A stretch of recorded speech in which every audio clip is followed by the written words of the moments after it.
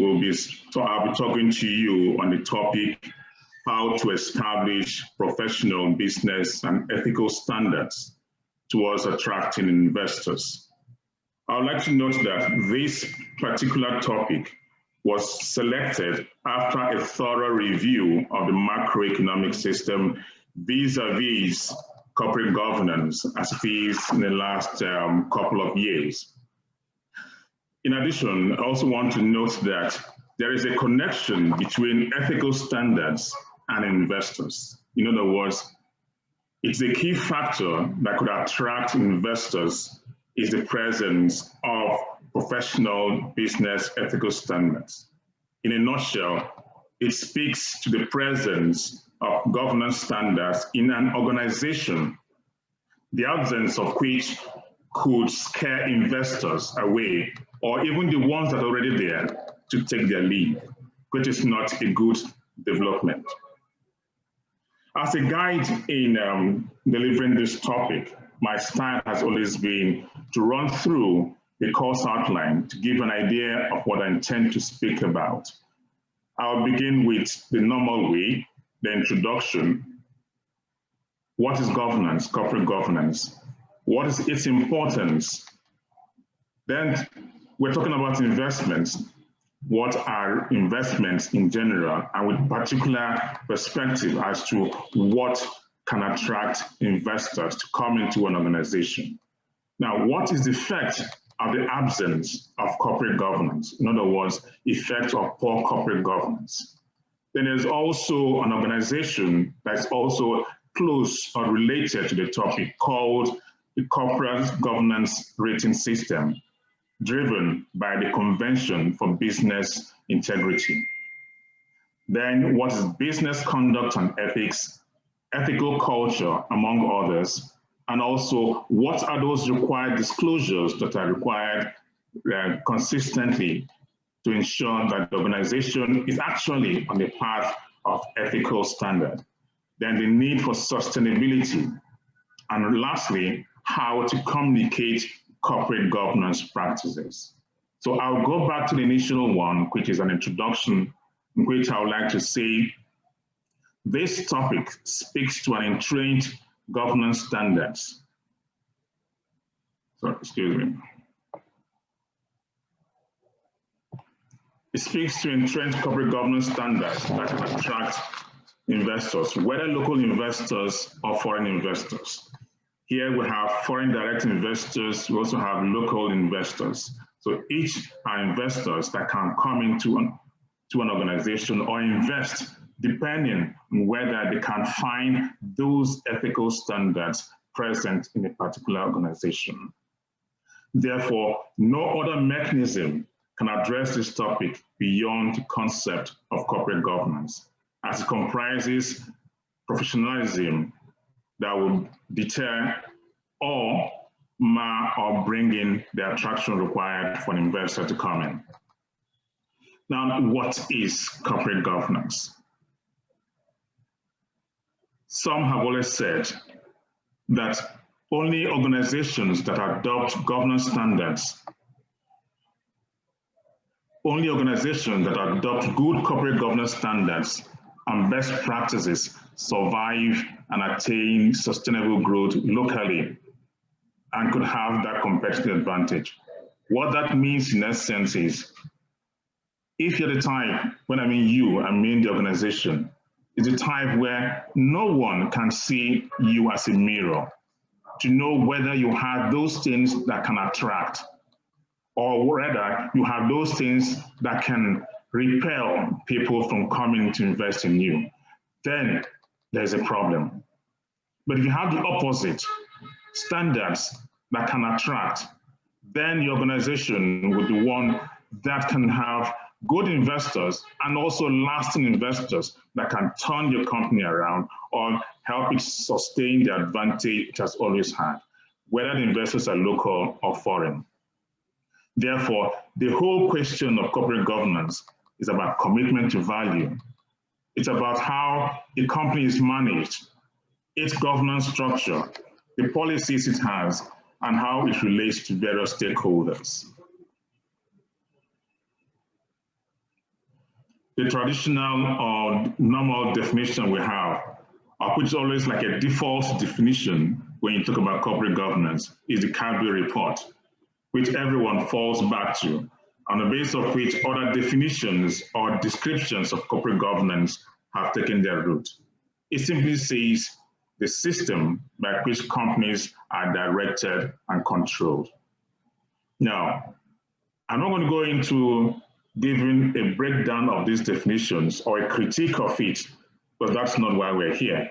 But I want to pick out two salient things in this definition, which is practical in what we see in our daily lives. The system by which companies are directed and controlled. In other words, is your organization, that organization, properly guided by certain tenets, such as your board charter and adherence to proper governance structures, or is it a company that is remotely controlled by an alter ego who decides what happens in an organization? If that is the kind of organization you have, then it may be difficult to attract an investor. The world is a global village. Everyone knows virtually what is happening. You don't need a regulator to come in and say, this is what is happening, or to expose an organization. These things are very open these days. So a lot of people are watching.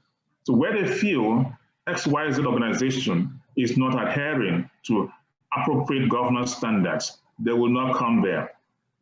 You also notice for those that are listed on the exchange, they may not even have shareholders or investors may run away. Or they may just leave it there. You won't even see much activity. But one that has a clear ethical standard, of course, will attract those who will come in to invest, whether they're local or whether they're foreign. Now, the report also, the definition also speaks to the fact that how well a company is directed will determine whether, as I've mentioned before, will anybody come to them or run away. So it's really, really important. Corporate governance is a journey. You don't achieve it in one day. The fact that today you are behind schedule in terms of compliance does not mean that tomorrow you cannot meet that standard. It's a journey which you don't complete today, and it's an ongoing process. But the earlier one complies with these standards, the better for an investor, better for them as to attract that required investment. Now, what is important? Corporate governance is important, and these are the reasons why it's important. The first is transparency. This is like a mirror through which you prove to investors or stakeholders that you are worth being courted or invested in, or that you possess what can bring them to you, or that you can attract them and not repel them. Therefore, investors and stakeholders can see you in that embodiment of sound corporate governance. If it is not there, they will not come. You'll now find that you're wondering why are other organizations in the same sector or industries attracting investors, whereas ours, no one is looking towards us. At that point, you need to look inwards and ask the question, are we actually doing what is right? Are we open? Are we transparent? So transparency speaks to that confidence that an investor needs to see. So if you're open and they can see through you, or see you as a mirror and see clearly those standards are there, of course, the investors will have the confidence to approach you and to invest in you. And if you're a listed company, of course, your share price will move up. And apart from moving up, you now have foreign direct investments will come in. And this will help to increase competitiveness and international perception about your organization. Sometimes you wonder why there are some Nigerian companies that foreign investors have either taken over or a lot of investment has been made through them. What attracted them is this sound professionals and ethical standards that that particular organization is practicing. Now, why is it important to investors? Part of it I've already discussed. It's important to them because it's a picture that shows the company's direction and business integrity. Therefore, if this picture is there to be viewed and seen by all, it will, of course, attract the investors, both local and foreign investors. Put it the other way around, it's like a scorecard of who you truly are and not the cosmetic type. So if what you have is the cosmetic type, one day it will wear off and they will see the true picture of what you are. So it's not for you to say, I am this, I am truly compliant, I possess the standards required. It is for the stakeholders and investors to judge whether you actually have that criteria, that standards as you have claimed. So they are the judge and not you. Now, let's talk briefly on investments, which is what investors will come to do in your organization. The first question is, who is an investor? It can be open to arguments, but from my own perspective, an investor is any person or any entity, which could be a corporate organization, it could be a mutual fund, it could be a private equity, who commits capital with expectation that it will receive returns or it will receive capital appreciation or capital appreciation or dividend at some point in future. Here, investors analyze the opportunities from different angles and generally prefer to minimize the risk while at the same time maximizing returns. Nobody likes risk, but there are some risks that you can't avoid. But before you get into those risks, you need to look at your pros and cons before such risks are taken. In addition, investors rely on different financial instruments to earn a return to accomplish their objective. Now, I've been talking about foreign direct investments, portfolio investments. Now, a portfolio investment is an ownership in stocks, bonds, or other financial assets such as mutual funds with expectation that at the end of a particular period, dividend or returns will come back to the person. Now, foreign direct portfolio investments are investments made by foreigners in a particular company or in the securities in a particular company. In other words, they are not local. They are investors, but not local investors. They are foreign investors coming, let's say, for example, in Nigeria. Excuse me. Domestic investments, on the other hand, also include investments in real estate, investments in stocks, equities, investments in other available instruments, depending on the pendulum that the rate at a particular time is given to them, or the options that are available, including government instruments such as treasury bills, bonds, and the rest of them. Then, in other words, fixed equity, fixed income investments. Other instruments include stocks and equity investments, debt market instruments, which include bonds, debentures, CPs, and treasury bills. They also include mutual funds and some other kinds of trust, like real estate investment trust. These are the kind of instruments that investors use to come into an organization. Now, what are those investment objectives that can drive an investor? That if they see that this company has those required standards they feel comfortable with, what are the things they expect by way of investment? The first is capital preservation or safety. They don't want the investment to go down the drain. Income generation, as well as capital gains. Other objectives include tax minimization. You cannot avoid tax, but you can minimize tax because there are some instruments you make investments in that are tax exempt. So those instruments are what minimizes the kind of tax you pay. At the same time, the tax, they look at liquidity. In other words, can I invest in an instrument where if I want to get out or if I want to leave, I can get my money easily? So that's what it means by liquidity. And it also talks about employment creation. When you invest in an organization and it's growing, of course, you require the necessary technology and manpower to achieve that. That also helps in creating employment. Then other strategic reasons include education, health. Those who can recall, last year in the wake of the COVID-19 pandemic, there were some measures taken by the federal government through the Central Bank of Nigeria, such things like assistance to bear the hardship of it.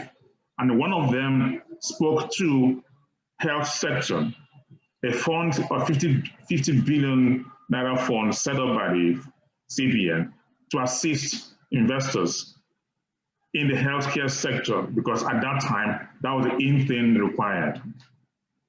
So for strategic reasons, these are the reasons why they make these investments. Now, why attract investments? I know it may sound academic, but among the economists themselves, they often agree, they often disagree. However, for my purpose here, I would like to say all economists generally agree on the fact that local and foreign direct investments are key to a nation's economic growth. Then any country seeking economic prosperity must attract investment, both locally and foreign. And to do that, you must create the enabling environment to make this grow. Therefore, investment is particularly needed to accelerate economic growth, transfer of appropriate technology, knowledge and access to foreign markets. In other words, when we talk about technology here, if foreign investors come in, it's not going to rely on what you have. It's coming to improve on what you have locally in order to maximize his own investment. Of course, it will boost employment and create jobs, augment food production, especially in the agricultural sector, and also in the food and other FMCG group. It also improves the living standards of the people. Now, we're trying to looking back by way of case study, how countries that opened their doors to foreign investment and where they are today, and why Nigeria cannot do the same thing that these countries have done. Take, for example, the country of Singapore. As far back as 1916, by statistics, they had just 1.6 million in population. It transformed itself to one of the richest nations in the world through attracting foreign investment to itself. Now, look at China.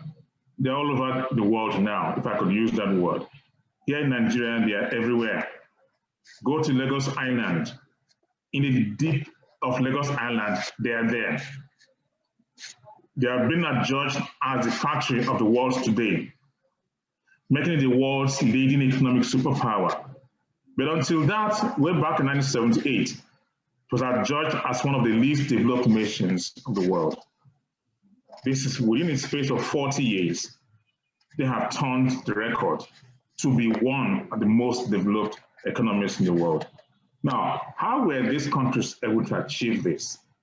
They were able to achieve this through bold, through bold economic and market-friendly reforms, anti-corruption and justice system. Like somebody shared a chart yesterday about corruption, that in a country like Japan, such a corrupt person will be forced to commit suicide. In China, such a person will be killed. In other European countries, such a person will be jailed.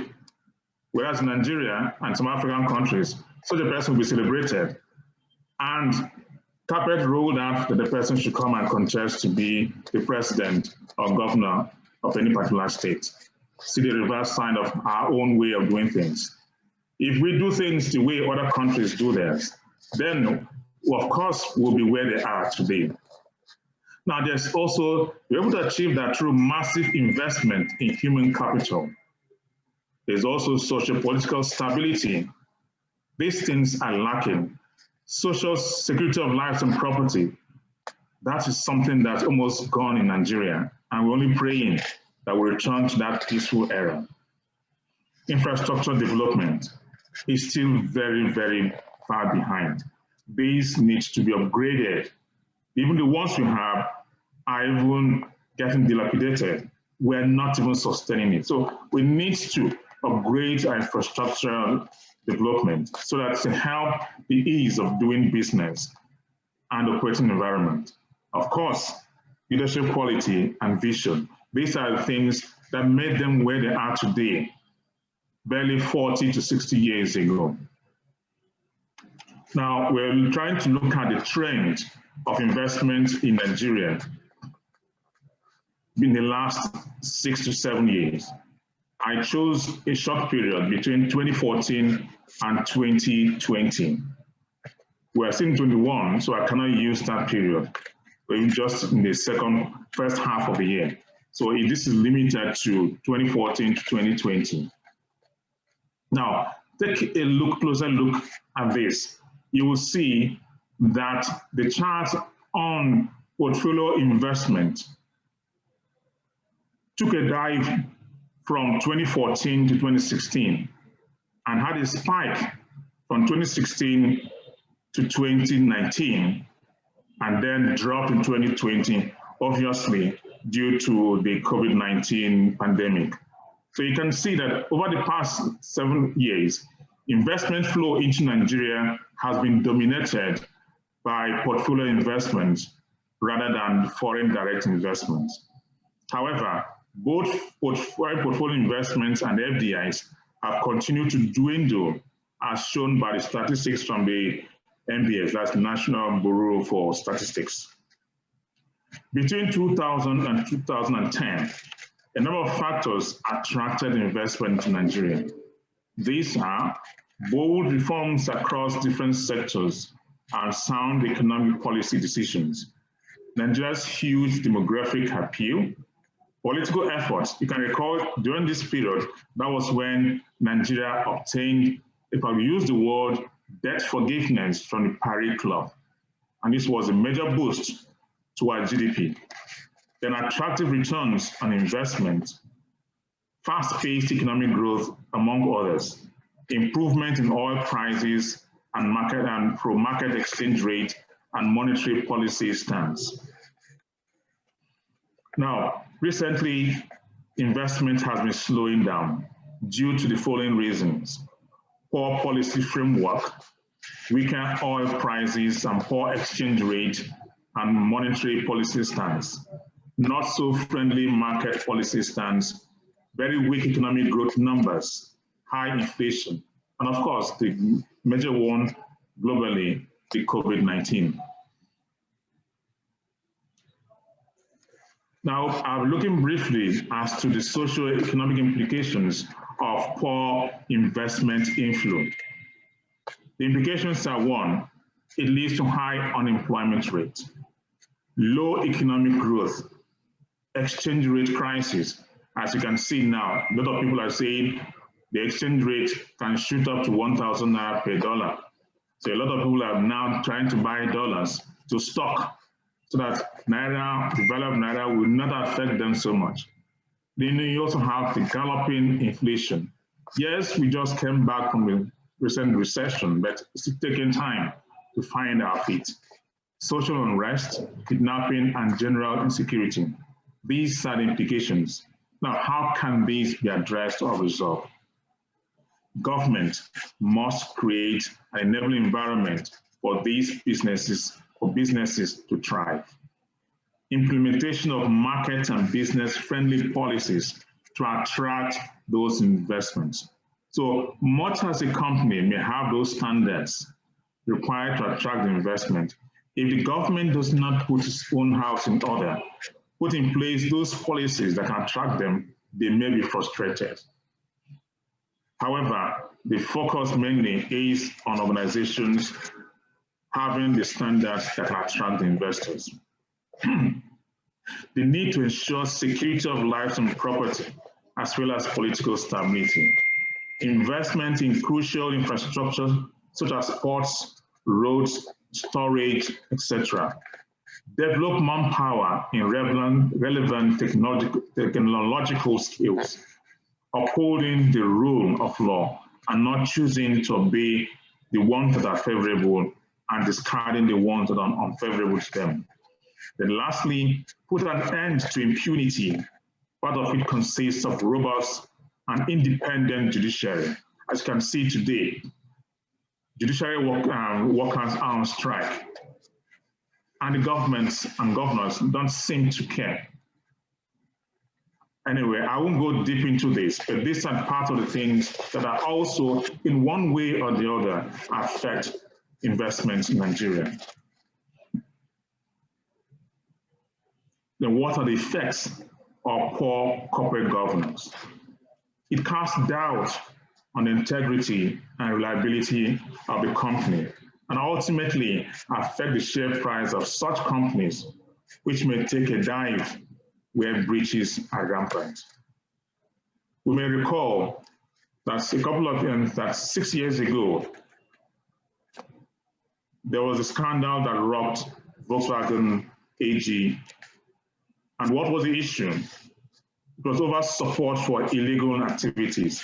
The company was alleged to have deliberately rigged engine emission equipment in its cars in order to manipulate pollution results.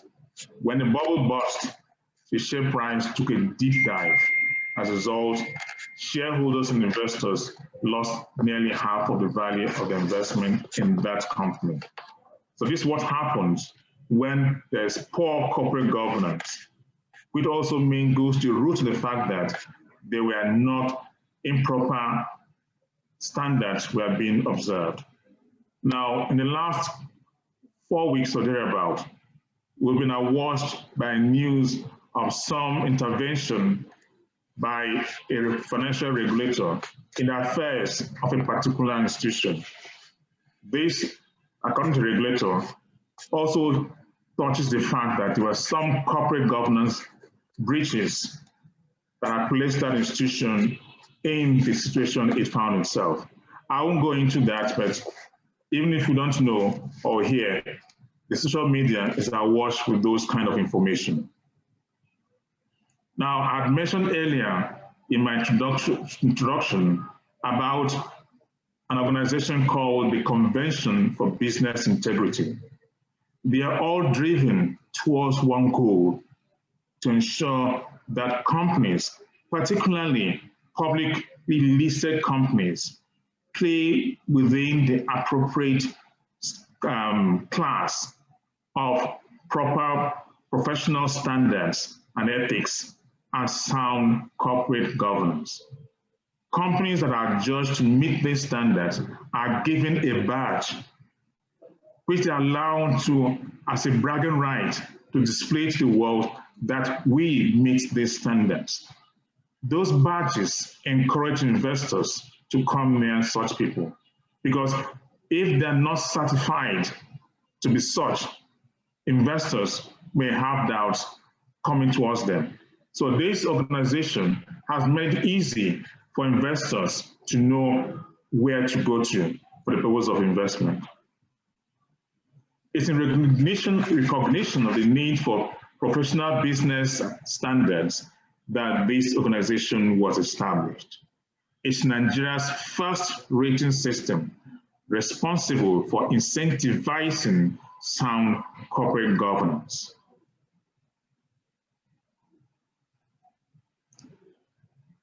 There is what is called a corporate governance rating system driven by this Convention for Business Integrity. And it was designed to rate companies that are listed on the, it's not called NSC anymore, it's now called the Nigerian Exchange Group, NGX, based on their corporate governance and anti-corruption culture. The process comprises 3 segments or stages: an independently verified self-assessment by the company, Secondly, a certification of director awareness of the fiduciary duties, in which they write a test. If they fail, they will repeat that test until they pass that test. Lastly, corporate integrity assessment, where feedback on actual company behavior is sought from internal and external stakeholders. Therefore, where there's any reason to believe that a public company is in breach of any governance policy and has been sanctioned by a regulator, the steering committee of the CGRS will remove such company until such company is said to have purged themselves of that breach. Now, looking at it, is in response to all this that the Nigerian Code of Corporate Governance has also thrown its weight behind corporate governance, and which by implication is professional business standards, by couching in various principles of the code things that must be observed by all companies, this time not only public companies, but also private companies as well. Issue of business integrity is not limited to public companies, but to all companies, because there are vehicles through which investors can come in. Therefore, by virtue of Principle 24 of the Nigerian Code of Corporate Governance 2018, which I'll shorten as the NCCG 2018, the establishment of professional business and ethical standards underscore the values for the protection and enhancement of the reputation of the company, while promoting good conduct and investor confidence. Therefore, there is need for code of business conduct for directors and senior management to be robust, clear, and not just filled and submitted annually, but actually following up and ensuring that they actually conform to what they have signed. And where there's a breach internally, such organization should take such persons serious and that they address it before it becomes an open or public issue.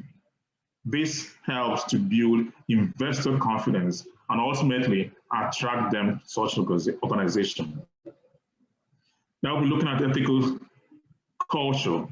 This is clearly covered by the Principle 25 of the NCCG, and it states that the establishment of policies and mechanisms for monitoring insider trading, related party transactions, conflict of interest, and other corrupt activities mitigates the adverse effects of these abuses of the company and promotes ethical conduct and investor confidence. I'm aware clearly that the NGX continuously carry out awareness for listed companies and institutions and other institutions that are regulated by them. Of recent, there has been some amendment to the rules regarding close period, having observed certain things as a way of boosting the control or regulation around insider trading or insider dealing, and also issues regarding related party transactions. If there are abuses of insider trading or related party transactions, then investors will not have the confidence to come towards such organization. Now, investors now know that where an insider deals in the shares or securities of the company, it must within 48 hours disclose to the market of such dealing. So investors know, the world knows, whenever you deal on the shares of your company, if it is listed on the exchange.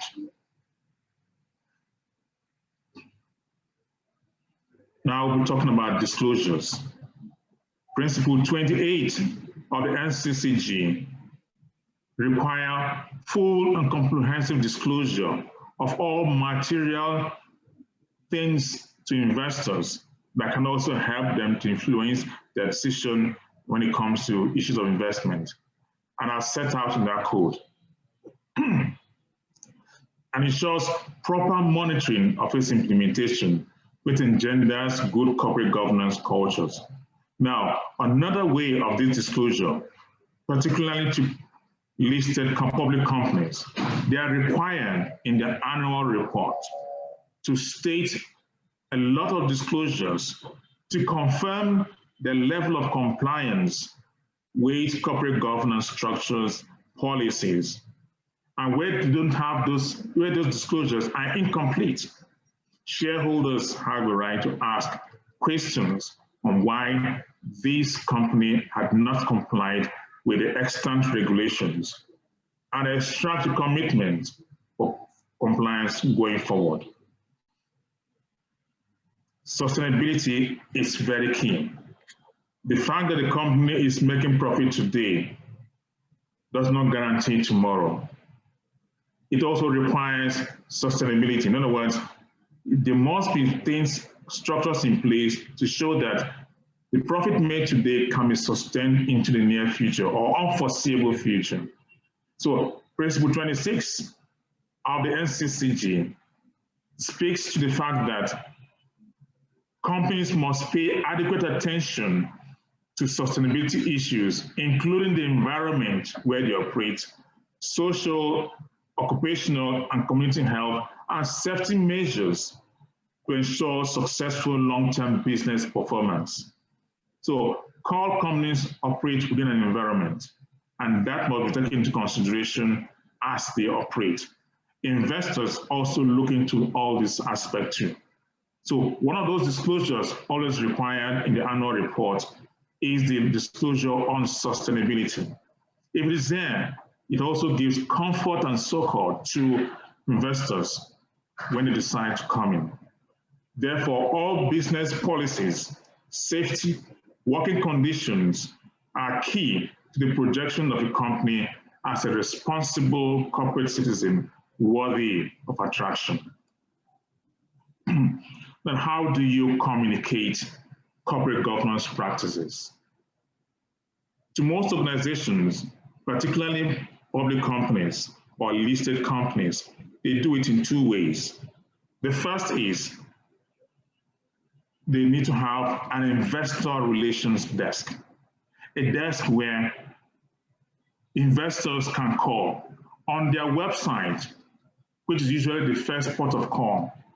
Particularly an investor that don't know how to reach an organization, your website is the first port of call. And then you also need to see a desk or someone or how to interact with that company. So investor relations desk will consistently communicate and outline its corporate leadership to the market and to the world in general. This will involve disclosing who are the board members, because they don't want to know. They want to know who are behind the organization they want to, or they intend to invest in. And if they are names that are not known, or those who don't have the pedigree, there may be some suspicion as to whether they are not joining what we call in popular parlance, one chance. In addition to knowing who are the board members, you need to know the executive management, those running the organization. The board committees in question, are they committees that are actually designated to ensure proper governance in terms of finance, in terms of structures? So they need to see these things. If these things are not in on your website, then it's difficult for them to make an assessment to know whether this company actually have the required standard, governance standards. Lastly, the environmental policies. Governance is not really all about profitability. Yes, it is good, being profitable. For every businessman, that's its key intention. However, there is another aspect, and that has to do with sustainability. Profitability is good, like I said, but it's not the main determinant of governance. While it is true that good governance can drive profitability, a company with poor governance can also make profit.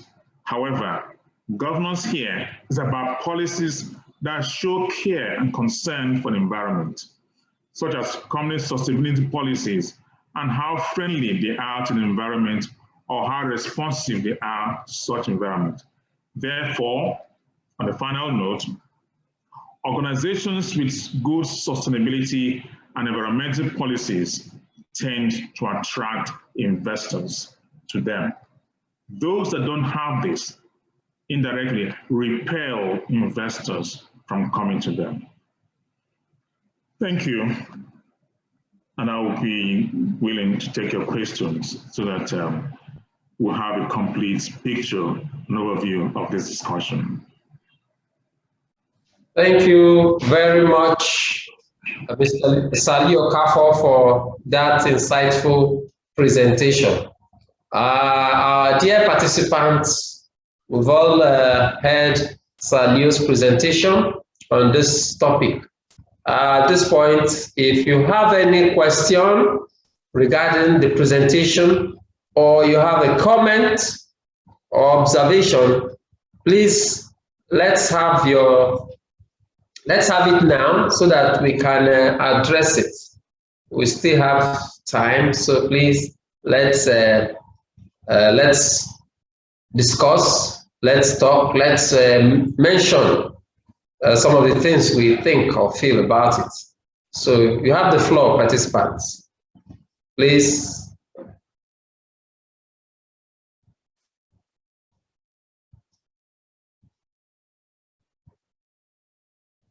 Participants, anybody? Any comments, observation?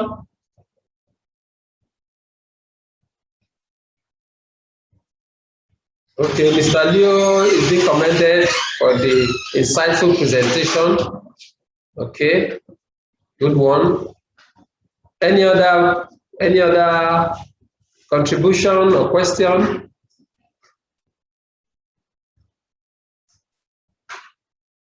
Questions, contributions, comments?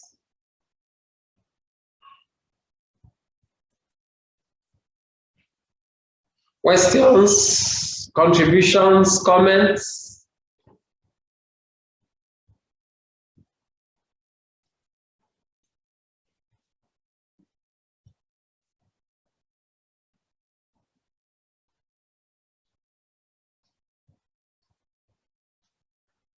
Contributions, participants, comments, questions?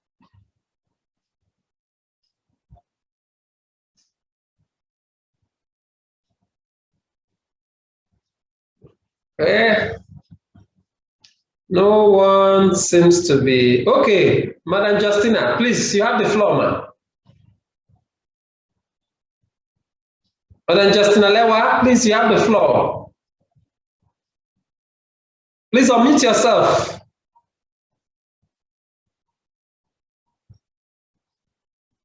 Please unmute yourself.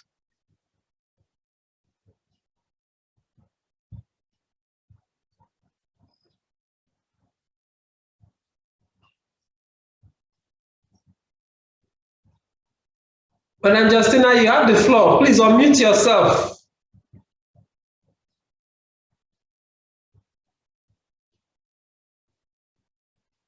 Okay, let's take a question from the chat box. Someone is saying, how has poor ethical standards impacted on the Louis billionaires one-man businesses in Nigeria? I'm not sure I got that very well. How has poor ethical standards impacted on the Louis billionaires one-man businesses in Nigeria? I don't know if Sir Leo Okafor understands what the person is trying to say.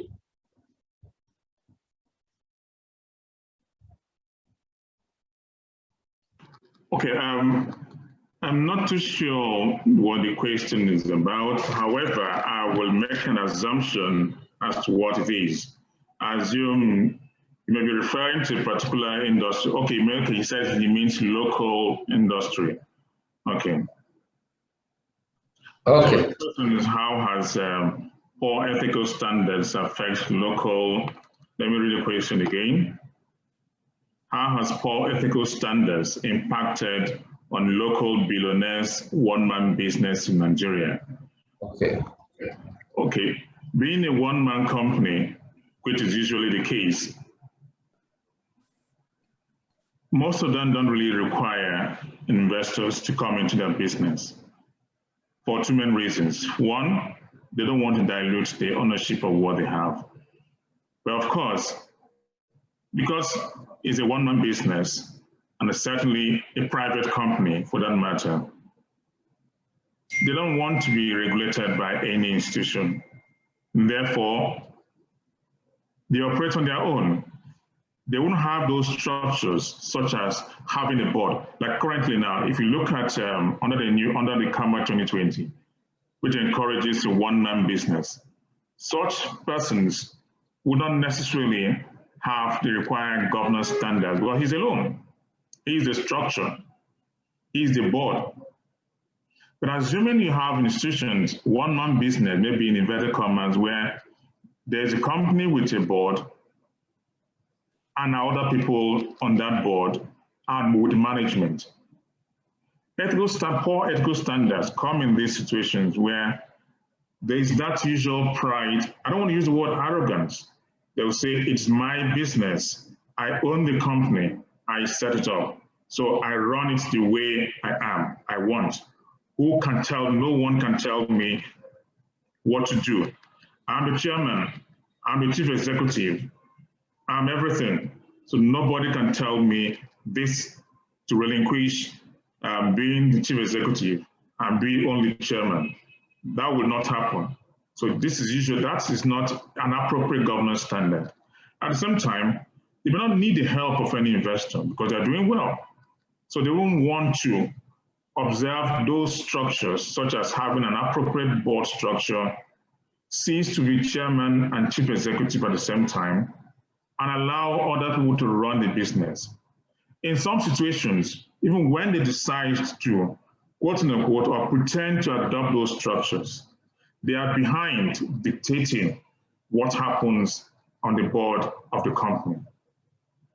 They may have a chief executive, have other executive directors, have other board members constituting a board, which appear to be a governance structure. But what is ever decided has to be cleared by them. In such situation, you cannot call that an effective governance system because there's no independence. Whatever happens or goes on in that organization is what they decide. So that is poor governance structure. If in future they now decide to have an investor come in, investors will not like to come in there because no one wants to put his money in an organization where they don't have a say, an organization where the majority shareholder is the one controlling the affairs of the organization. Even when, yes, the returns are good, but then that returns could be threatened by the fact that inappropriate governance standards can threaten it, and then their investment can be found can go down the drain. So it's a risk not to have appropriate governance standards. That's what is very common in one-man business. Yes, I can see a chart that some of them are quoted on the stock exchange. Well, I will not make any comment as to who has, yes, a number of, you call them one man because they are the founders of the organization. You're right if you're the founders. I'm not in those organizations to know whether they observe those governance standards.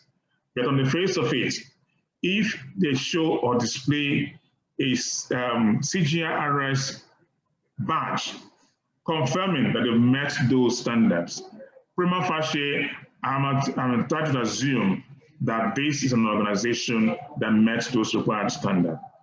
For those who can remember, sometime in 2014, a South African company bought about 64% stake of Dangote flour mills. Why did they come? They found something there.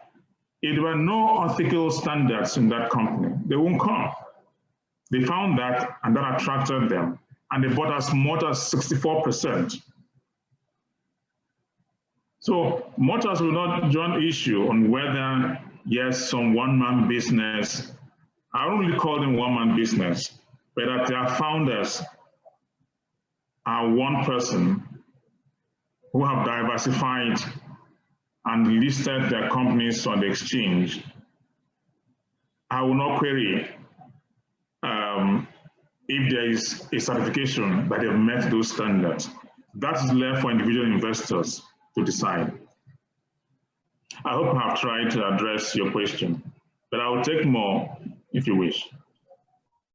Okay, thank you very much, Sir Okafor. Moving on to the next question on the chat box, it says, the Code of Corporate Governance 2018 is directed towards public companies and listed companies. Now it says, how do we drive, I believe the person meant to the MSME sector, since they are the drivers of the economy?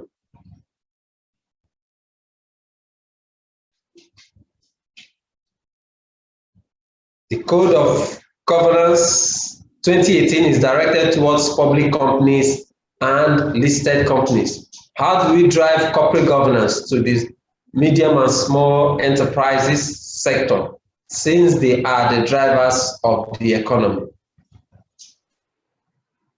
Like let me start with the popular parlance, the young shall grow.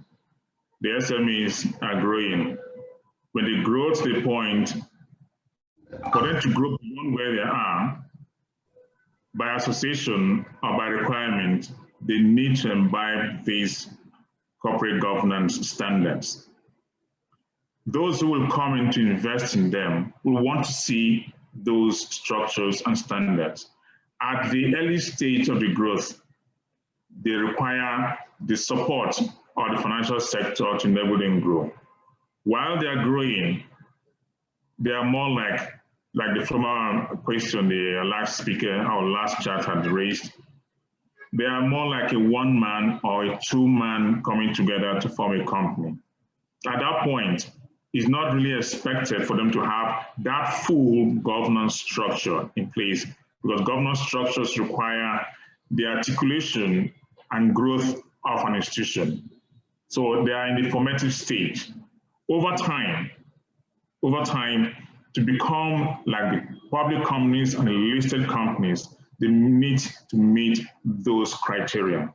And that is why corporate governance is being encouraged beyond public companies. Private companies are encouraged to embrace these governance standards too, so that by the point when they grow to become public companies or will require the support or the capital investment to grow, then those standards that they have imbibed will be the major attraction to the investors. Nobody, no investor, no company or business person likes to remain stagnant. Everybody's desire is to grow. And that growth means it needs to systematically meet the required standards, which is over time. If you recall, in my early stage, I said corporate governance is a journey. Some started early from the time they are SMEs, because they have a vision to become large corporates in future. So over time, they begin to practice this. Even as individuals, they have it at the back of their minds. And as they continue to grow, become institutions, become notable, they gradually begin to employ these structures. By the time they have a board, they have a company secretary, they have committees. These are structures that show that they're growing. So one day, you no longer address them as SMEs, they now become full corporates or grown corporates who have imbibed or in the process of imbibing governance structures. Thank you very much, Sir Okafor. Okay, Madam Justina Lewa, you have the floor now. Please go ahead, ma'am. Okay, good morning, everyone. Thank you. First and foremost, I'd like to commend Leo for a well-articulated lecture, very insightful and interesting, and he has brought out very salient issues. And I would just like to contribute to one of the areas that he mentioned. You know, this ethical thing that we're supposed to be promoting, the tone is actually supposed to be set from the top. You know, the MD and the board of directors are responsible for setting the ethical culture of every organization. And then who promotes it? The company secretary and probably the chief human resource officer. Now, when the body language or the tone from the top is not right, and they don't have policies to do with bribery, anti-corruption kind of policies, and they allow anything to pass, and they don't set examples from individuals who are corrupt or who have tendencies to plunge that company, you'll find out that anything goes. And like Leo said, and other lecturers from the lectures we have had, if you don't do anything about it, it is not only because of the profit, although that goes a long way to help the business. Reputational damage is even more serious than the profit or the bottom line at the end of the day. So you want to be known as an organization that is ethical. You want to attract the right kind of business and the type of people that deal with you, so that when the foreign people or even locally, people know that you stand for something. Honestly, you don't even market, you don't have to market yourself. You will just see the business growing beyond your imagination. And why will that be? It is because you have set the right tone and they know what you stand for, and your reputation is growing and it is very good. So transparency, accountability, very, very key. And the company secretary, like we say, is not only about you're going to take minutes and sit with the board members. It is how you also advise them of the good policies, of the corporate governance issues at stake now, to put the right things, the right policies in place for your organization to do well. And all of that, you see, when an organization is failing and people are going to, or the regulators are going to hold people responsible, they do not exempt the company secretary. The first officer they come to ask for is the MD. The next person is the company secretary. So we need to sit up. If you are a company secretary, you need to sit up and begin to put all these policies in place and ensure that you advise the board, the MD, and members of senior management to carry on with these policies and ensure that they are enforced and complied with. That is my contribution. Thank you. Thank you very much, Madam Justina Lewa, for that contribution. Okay, let's go back to the chat box. There is a question there. Okay, someone is asking, how do we reconcile the too big to fail syndrome that by default cloak entities with some measure of buffer that allows them to get away with poor corporate governance standards? How do we reconcile the too big to fail syndrome that by default cloak entities with some measure of buffer that allows them get away with poor corporate governance standards? Saliosa. Thank you very much. I like this question, and I'll start by saying that too big to fail, that phrase, in my opinion, is a myth. It doesn't exist in reality. If we recall what happened in some companies, such as Enron and the rest of them, they were big, they were large, and yet they failed. Speaking to that in Nigeria, except there are many banks in the past that went on under or were taken over. Some were big. They have now been archived in history. Except you are a systemic bank that the CBN will not allow you to go under and will always come in and intervene. I don't believe that there's any concept that any organization is too big to fail. Just like a small one can go down easily, a big one will crash in the absence of proper corporate governance. I know sector regulators are trying, but a lot more needs to be done as a collective effort. Shielding or protecting lapses in governance and then choosing to deal with it, maybe by engaging the organization alone, in my opinion, is not enough. Deal with them in such breaches or signs at the early stage before they get out of hand. Monitoring of governance standards is not only the responsibility of the organization, of regulators. For public companies, and also perhaps listed companies too, there's what's called an annual board evaluation and corporate governance evaluation or certification in accordance with the NCCG code. Now, board evaluators, corporate governance evaluators, in the course of this evaluation will always find certain things that are not appropriate. I know some will always include it in their report. Some will always advise, but there are usually pushbacks from those organizations that you can't expose me to the world by your report. I know that chartered accountants sometimes, when they don't agree with certain things, tend to qualify their report.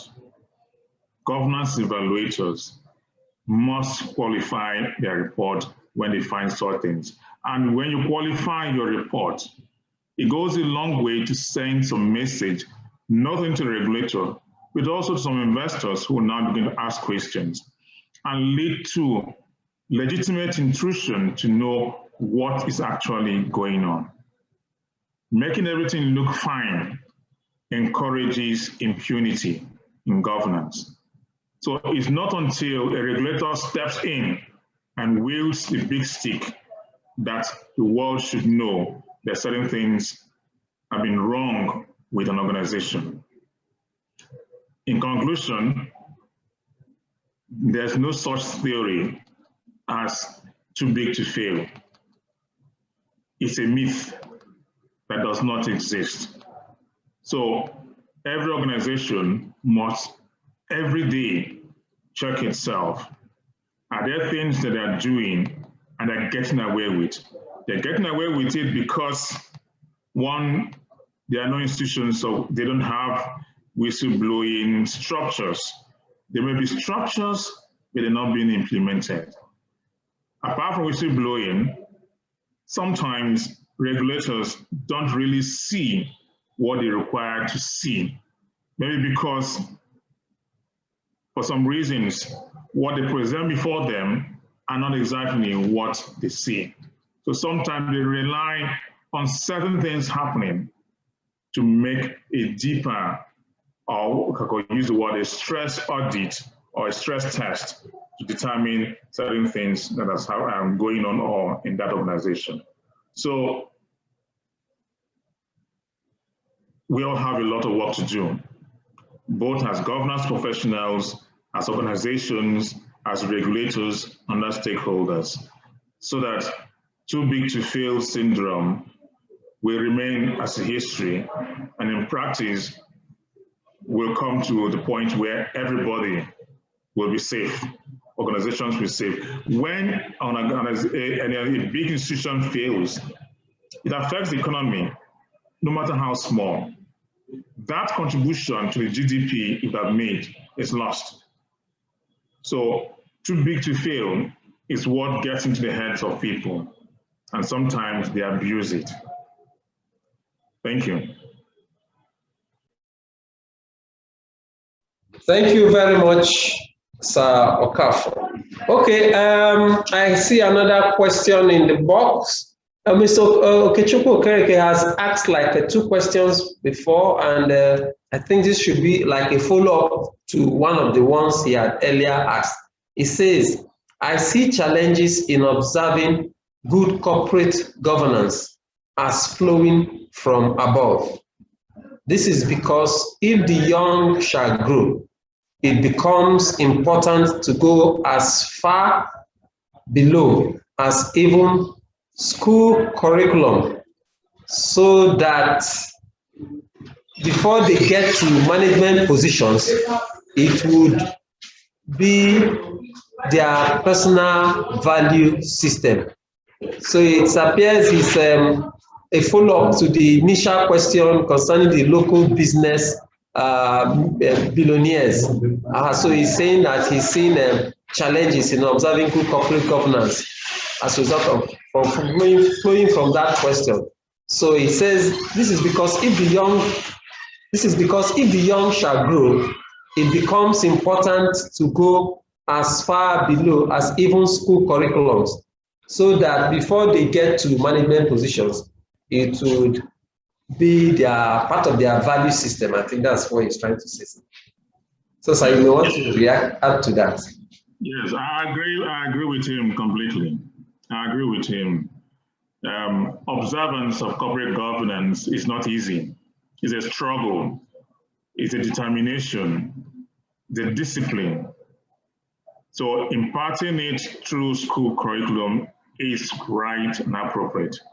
I know, like the Securities and Exchange Commission, I think part of the curriculum now, trying to get capital markets, introduce it at school level so they'll grow to understand what it means. I also agree that this corporate governance should go not just being taken as a course in the universities and high institutions, but also in secondary schools.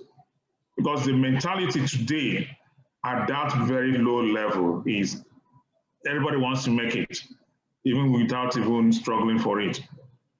Everybody wants to be a hustler. Everybody wants to be this. Everybody wants to be that, without knowing the underlying principles that will help them to grow to become responsible and ethical practitioners and possible investors. So I agree with him entirely. The crusade, if I could use that word, should not only be at the corporate level, but also is cascaded downward to schools so that they'll grow with it. I agree with him completely. Okay, thank you very much, Sir Okafor. Participants, there's still opportunity to ask more questions, more comments. You can also make your contributions. Let's rub minds. Let's still air our views and opinions on this topic. So can we have more contributions? More questions? Okay. Okay, so my name is Bukola Jemsko. Good morning, sir, and thanks for the very insightful presentation. So mine would probably be more of a comment, and probably let's see if you can give any form of advice on how to go about improving the system.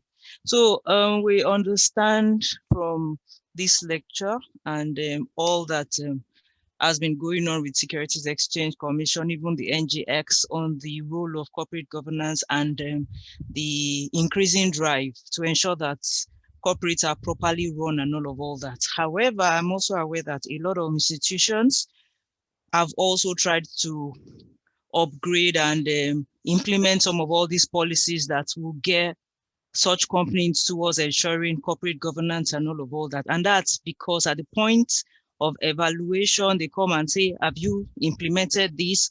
And then we tick the box and all that. What if all these policies are in place and they are being implemented, but they are not actually being adhered to strictly? a good example would be the whistleblowing. So the whistleblowing policy is there, and but nobody is using it. Maybe because of some. I'm sure you understand what I'm saying. Nobody is using it because of they don't want to be black. They don't want to be, you know, to be taken out of the organization due to one thing or the other. Nobody is using all these policies. People are doing things the way, but those policies are actually there and people don't follow them. How do we address this kind? Because I think more than anything, people are becoming aware. All these things are in place, but it's the use and implementation of those policies and ensuring that those things are actually being done that is the thick of the matter for me right now. Thank you.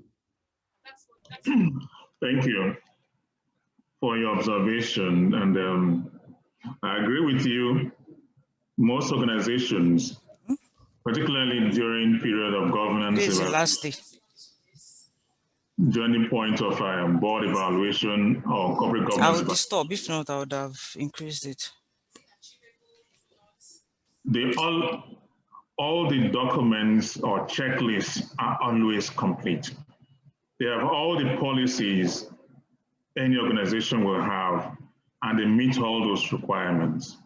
But somehow, insiders know clearly that these standards are still lacking in terms of implementation. To the outside world, they don't know that these standards are not being observed until something happens or there's a problem somewhere. Yes, many organizations, and virtually all, have these whistleblowing policies, but yet you hardly see people blow the whistle, reason that most people all are afraid or don't want to rock the boat. That is, if I could use that word. And two, they will just say, well, what's my own? I don't want to be found in that spotlight. The yawa it could bring, I don't want to be involved in it. Even though at the end of the day, this is Nigeria. How am I sure I'll be protected by the regulator or by anybody? Then I'm out of work. So these are things that make people not to blow the whistle or to observe certain policies or certain standards.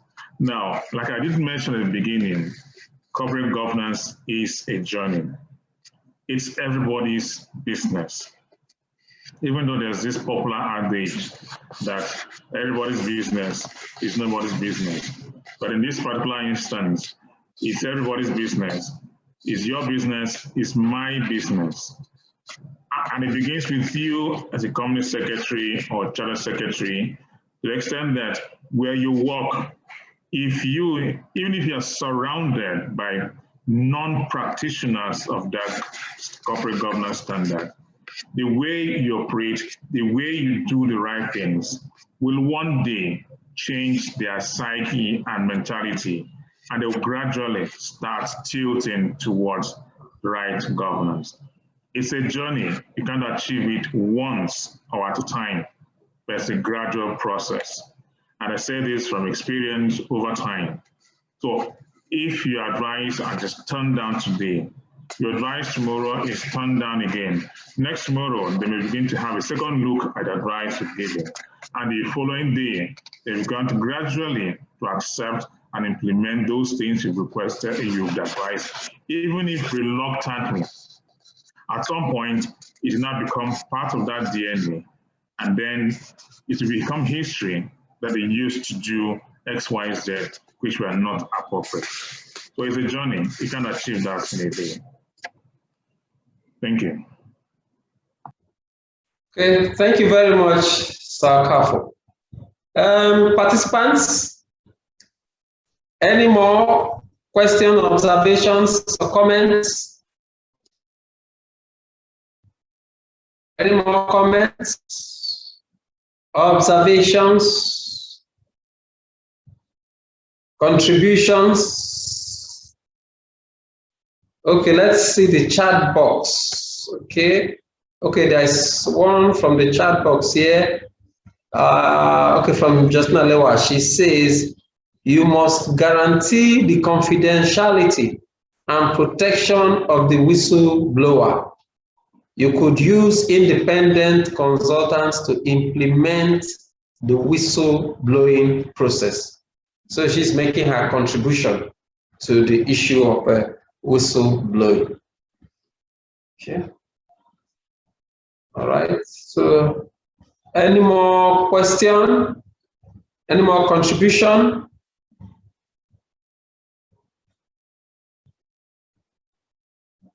Okay. Okay.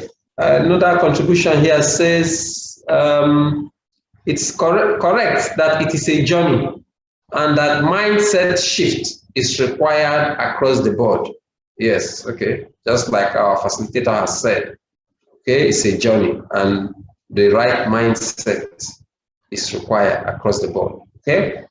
So Kichuko Kere is saying, how can ethical standards and good governance benefit political parties and government parastatals? How can ethical standards and good governance benefit political parties and government parastatals? Okay, Okafor, you want to attend that?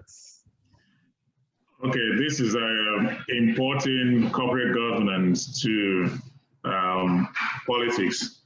First and foremost, they will need to individually purge themselves of that false notion that Nigeria is their ATM machine. Secondly, individually too, they need to practice that. Because if individually everyone, all political parties do the right thing, then let's say there are 10 members or parties, everyone doing what is required. Of course, by the time they were approved by INEC, they have these structures in place, because this is things that INEC will need to look at before they approve the registration of any political party. If these policies are not there, they will not approve them. So this is a problem of the individuals and not the structures they will put in place. That discipline is lacking. And there's that mindset and mentality that I must rule, I must be governor, I must be president, I must be this, I must be that. And therefore, I'll use any means to attain or achieve that desire. So it begins with the individual. That discipline must be enshrined. If they embrace it, then Nigeria will be a much better place. And then the governance standards required in political parties and in politics in general will be upheld. And Nigeria will be a much better country. All the mudslinging, there will no more to be slung or thrown at each other because they're all doing what is right. Same applies to government parastatals. That mentality that I must sort out my quote unquote, the person that put me there, or my godfather, must be avoided. All starts with individual discipline and doing the right thing. So if everybody decides what is right, then governance will change when it comes to politics and parastatals in government. Well, that's my take on this. Thank you very much, Okafor, for that, for sharing your thoughts on that with us. Okay, participants, still room for more questions, more contributions, observations. We still have time. Still have time. So, you have any more question you want to add? Any contribution? Any observation?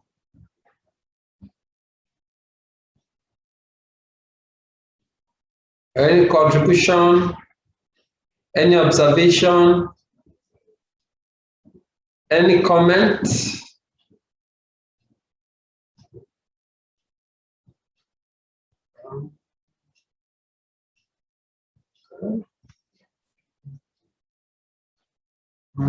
Nobody seems to be saying anything. Okay. Okay. If there are no more questions, no more observations, no more comments, and no sign that anyone is raising his or her hand, then we may decide to bring this session to a close. And before we do that, we would like us, as has been the practice, to please enable our videos so that we can take our group photograph with our facilitator, Sir Okafor. So please, distinguished participants, please let's enable our videos so that we can take our group photograph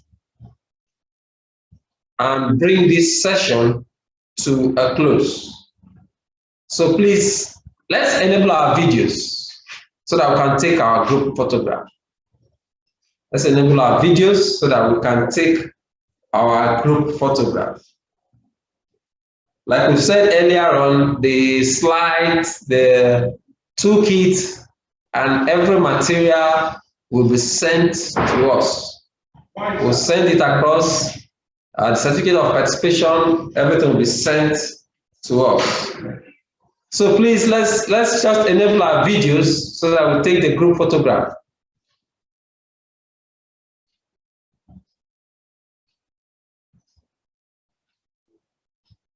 So we are taking the group photographs now.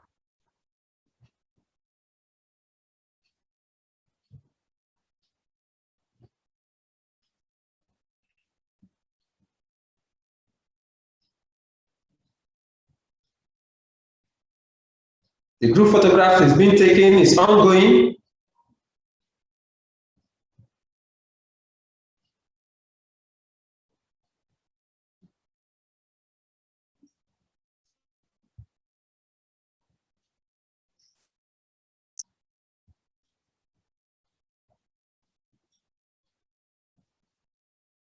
It's ongoing.